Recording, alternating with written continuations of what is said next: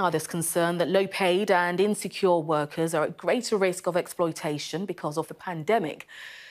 A campaign group focused on labour exploitation claims that a large number of people had their wages withheld during the lockdown. Our business correspondent Helen Smith reports.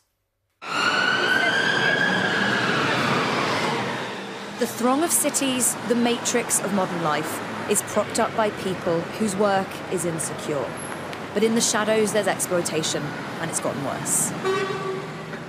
Shortly after dawn, Ivan commutes to glassy West London. Originally from Ecuador, he's a cleaner and paid below the London living wage.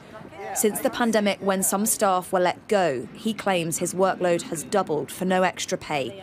He was harassed if he took a break and wasn't even allowed to leave the building while on shift.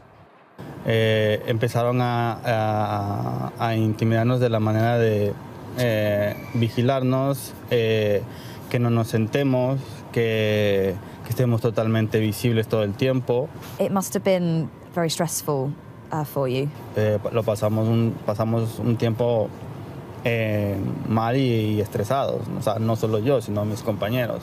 Nosotros venimos a trabajar, a ganarnos nuestro sustento. Nosotros no venimos a hacer otro tipo de actividad. Stories like his are often obscured, but not unusual. In fact, nearly half of precarious workers surveyed by their unions said they'd had pay withheld at some point in the year to July. A quarter were forced to accept worse terms. 1 in 5 were too scared to take time off sick.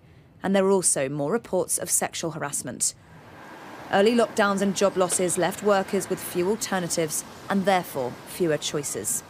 Recent labour shortages might imply that there are more options for workers, more bargaining power. But for the most vulnerable, that simply isn't the case.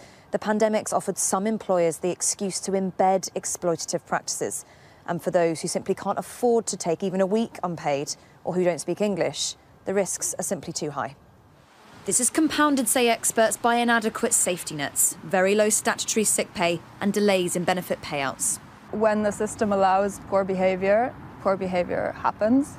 There are good, secure jobs at the top, and then you have this other class of workers, essentially, who don't have those protections, who are low paid, they don't have protection against unfair dismissal, they don't get redundancy pay, they don't have proper sick pay. As the winter and spiralling cost of living sets in, the fear of fighting back will entrench. Times may be tight for employers, but the unseen and the vulnerable should not bear the brunt. Helen Smith, Sky News.